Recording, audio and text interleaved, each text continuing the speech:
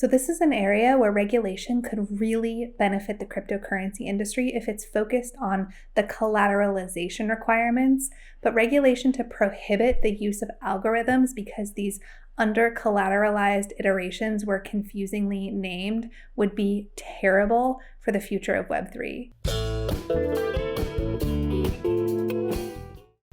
Hi, and welcome back to What Kind of Internet Do You Want? I'm Amy James, and today we're talking about stablecoins. There has been a lot of drama, controversy, and confusion about stablecoins this year, so we are going to break down the basics and talk about what they are, how they work, and the purpose they serve on Web3. By the way, we're talking about stablecoins today because we received requests for this topic. We love your requests, so if there's a topic that you'd like us to talk about, please reach out and let us know. You can leave a comment down below or reach out to us on social media. And before we jump in, please hit the like button, subscribe to the channel, and hit the bell so that you'll get notified about new episodes.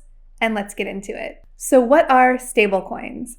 Stablecoins are meant to create a digital currency that has a fixed value rather than a free-floating market price. As we've talked about previously, before Bitcoin, the web didn't have native value transfer. And if you missed that video, we'll link it here and put it in the description below if you want to check it out. But what we haven't talked about yet is that because of the way Bitcoin works, it has a free-floating market price.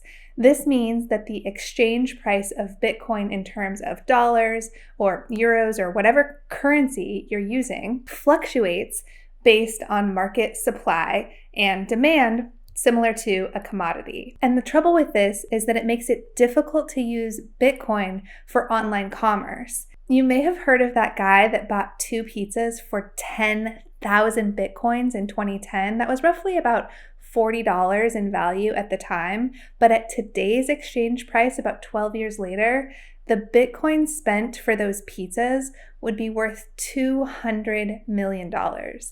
But the issue isn't just that the exchange price of Bitcoin tends to go up over long periods of time. It's that the price can fluctuate significantly from day to day, hour to hour, even minute to minute, depending on the market conditions. And the problem with this is that if you're going to try to use Bitcoin as native value transfer to sell something online, you can't set your prices denominated in Bitcoin. If you were to do so, it would create wildly unpredictable results. If the price of Bitcoin drops dramatically, you could end up taking a loss. And if the price of Bitcoin increases, well, customers would see the goods as overpriced. Don't get me wrong, Bitcoin is amazing.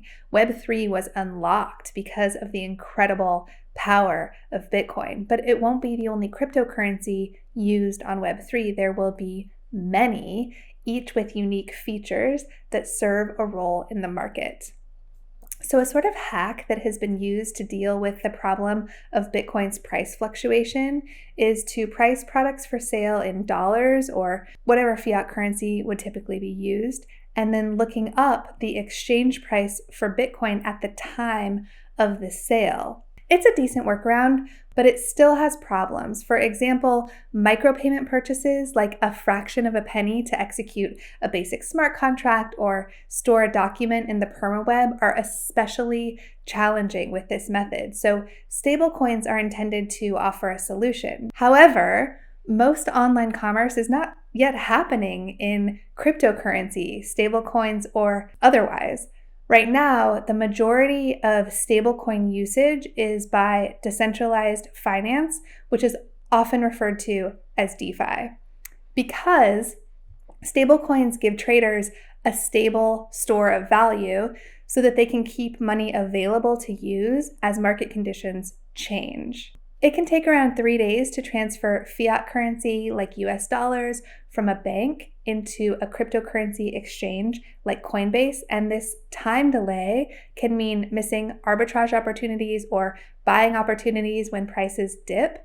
So stablecoins are a really important tool for traders, and traders benefit the whole ecosystem because their trading activity helps to stabilize the market. One way to think of stablecoins is like a currency peg. Throughout history, there have been many examples of one country attempting to peg the value of its currency to that of another more widely transacted currency in order to encourage the use of their own. An interesting factoid that I came across in my research is that historically all currency pegs eventually fail because of the challenge of maintaining them. Some examples include the Swiss franc euro peg, the renminbi US dollar peg, and of course the most well-known, the US dollar dropping the gold standard. But those were all fiat currencies. So one big question is, can open source and publicly auditable blockchain technology do it better? We will get into the problems that stablecoins have faced, but first let's talk about the types of stablecoins and how they work. There are two basic categories of stablecoins: reserve-backed and algorithmic. And just a quick note on that, we talked about algorithms in our video about cryptography, so I don't want to cause confusion or imply that algorithmic stablecoins are the same as algorithms in cryptography. An algorithm is just a process or a set of rules. The forms of algorithms and the way that they are used in cryptography is really different than how they're used for stablecoins. Okay, so the first type, reserve-backed stablecoins, are collateralized to ensure their value. Some are backed by fiat currency like US dollars, some are backed by commodities like gold, and some are backed by other cryptocurrencies. Typically, the fiat or commodity used for collateral is held by some kind of regulated institution, often a traditional bank, and the stablecoin tokens are not generated by a decentralized network of miners like they are with Bitcoin, but rather they are created by the centralized institution that holds the reserves. The main criticism of this method is that it requires a centralized institution to hold the reserves. So this means that unlike typical uses of blockchain technology where everything can be transparently verified, it can be potentially difficult to audit and verify that the reserves have the amount that the centralized institution claims. The most well-known example of this issue is when Tether faced accusations that they were not holding as much in reserve as they said they were. Crypto-backed stablecoins can also fall somewhere between the categories of reserve-backed and algorithmic because while they use reserve backing, not all of them depend on a centralized institution. Stablecoins that are backed by other cryptocurrencies can be easier to audit than those that are backed by fiat or commodities, since the balance is transparently available on the blockchain. But the potential weakness of this approach is that they are depending on more volatile assets for their reserve backing. For example, one of the most popular crypto-backed stablecoins is DAI. It's decentralized and uses smart contracts to manage the acceptance of collateral and the dispensation of tokens, which maintain its peg. There's also another type of stablecoin that sort of falls under the reserve-backed method as well, which are central bank digital currencies, also known as CBDCs. These are issued by governments. They aren't backed by an asset like fiat, gold, or crypto, but rather by the full faith and credit of whatever government issued it, similar to the backing of other fiat currencies. The difference between CBDCs and stablecoins that are reserved backed by fiat currencies is that CBDCs essentially remove the middleman. A stablecoin like Tether cannot print more dollars. If it wants to issue more coins, it needs to actually obtain more dollars. Whereas a CBDC is more like the Federal Reserve in that they have the ability to simply create more tokens as they see fit. The other basic category of stablecoins has been dubbed algorithmic stablecoins. At a basic level, algorithmic stablecoins use a smart contract to increase or decrease the amount of coins in circulation based on the coin's price. Coin price, of course, is based on supply and demand. If a lot of people start to buy at the same time, the market price will increase. So in order to keep the peg price, the stablecoin smart contract issues more coins or adjusts the network incentives to meet that demand and maintain the stability of the coin's value.